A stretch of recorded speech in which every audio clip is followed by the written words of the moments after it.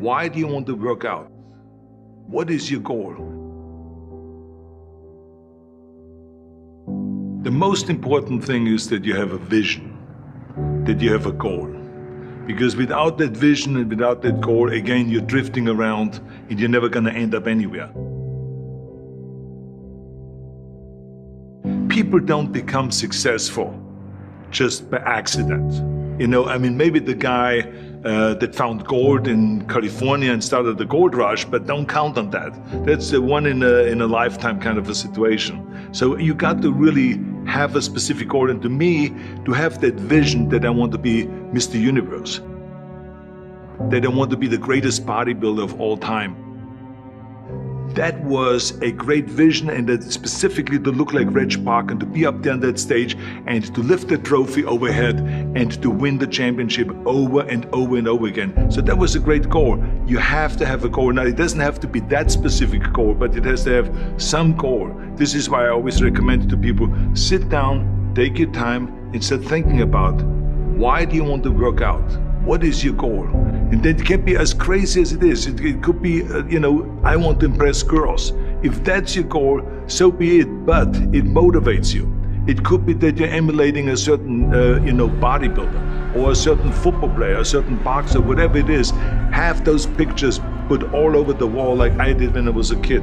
I put pictures of Reg Park and of Sonny Liston, of boxers and of Ali and of powerlifters and weightlifters all over my bedroom, wall. So that every day when I go to sleep, every day when I wake up, I look at those pictures and they motivate me. You need that motivation, and then therefore you have this kind of imprint in front of you all the time, and you know exactly what you're chasing.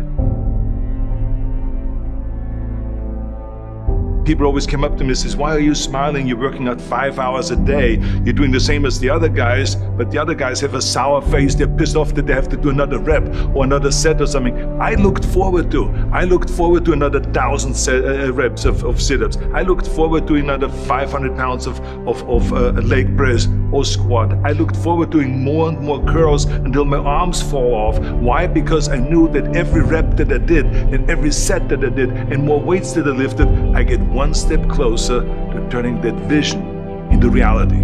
So I was turned on by that. I was excited. I couldn't wait to get to the gym.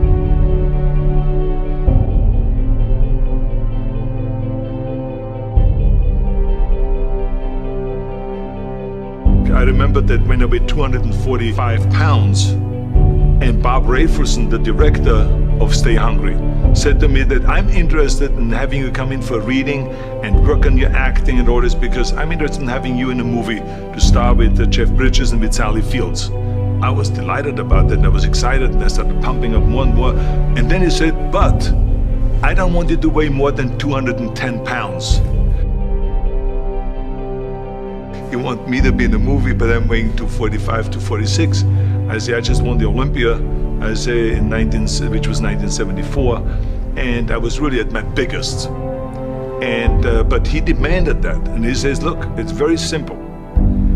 On the day we start shooting, he says, I'm gonna put you on a scale, and if you don't make the 210, you're out, because I have someone else in mind. And I worked on it. I started visualizing myself very clearly as a lean athlete, because that's the only way I could lose that weight and all of a sudden get interested in running more. Because up until that point I ran like 3 miles after training or before training or whatever, but now all of a sudden it was 5 miles, 6 miles, 7 miles, 8 miles, and they even ran mini marathons in order to lose the weight, and I did everything with high reps, and I was watching my diet, what I eat and all those kind of things. But the day before, I remember we were in Birmingham, Alabama. The day before I was at the YMCA with Bob Rafelson. He was swimming and I was working out, and I was running. There was a track there and I was running. He says, let's step on the scale. And I stepped on the scale and I weighed 209. So it just shows to you what is possible if you visualize exactly what you want to look like.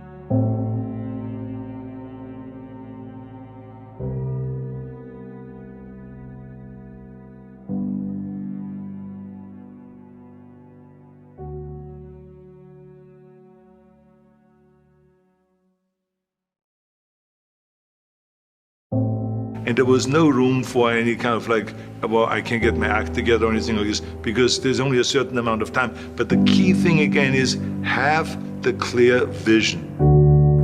Have the specific goal of what you want to accomplish, because then you never go to the gym and you say, the day I feel down a little bit, I don't know what it is all about, I don't know my life, I'm confused. No, I tell you that I was a perfect example of someone that was not confident at all.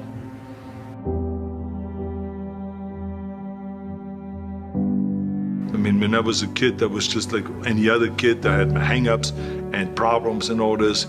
But when I joined the weightlifting club and I won my first little trophy because I did the best clean and jerk, and then we went to another meet and I won another little trophy, I started feeling like somebody. But the bottom line is, everyone can use the same method, because I used it in politics, I used it in making money, I used it in everything that I've done in the movie business. When you have one little victory, little victories add up, and that is what gives you then ultimately confidence. Well, for me, the most important thing always is to have a deadline. So when I, for instance, had a competition, and let's say the competition was in the middle of September, and it was now beginning of summer, so there was no more time to screw around. So there was the time now to get going on a diet, to get going with the training, to not slack off at all, because there was a deadline there. The day of the competition, I had to be in the best shape possible. And I knew that if I come to the competition and I lose because I did not schedule my training the proper way, or I didn't have the right frame of mind, or I didn't give everything, literally worked my butt off, I would be just so angry. So I never wanted to be in that situation. So this is why it was very important to pick that time and to say, this is when I have to be in top shape, and then I work towards that. But it's not just with the competition. I mean, it's the same in the movie business. I mean, to me, it was always a big advantage when I said, okay, my movie starts on April 1, and I have now 3 months, so I have to get really in great shape.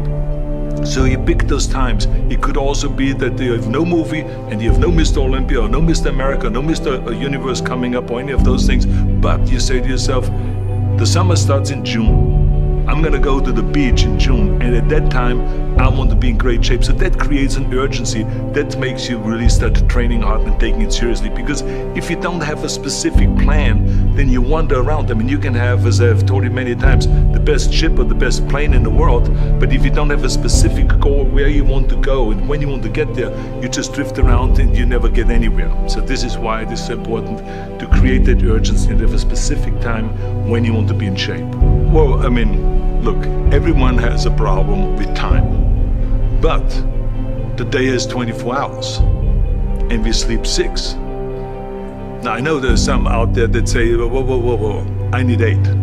Well, I say just sleep a little faster, because the bottom line is we have 6 hours of sleep, 24 hours are available, so you have 18 hours now available to your work, your family, your hobbies, and also to learn something new or to do something new, which could easily be that you want to learn a new language, or that you want to read as a New Year's resolution, I have to read a book every week, or you say, I'm gonna go and reshape my body.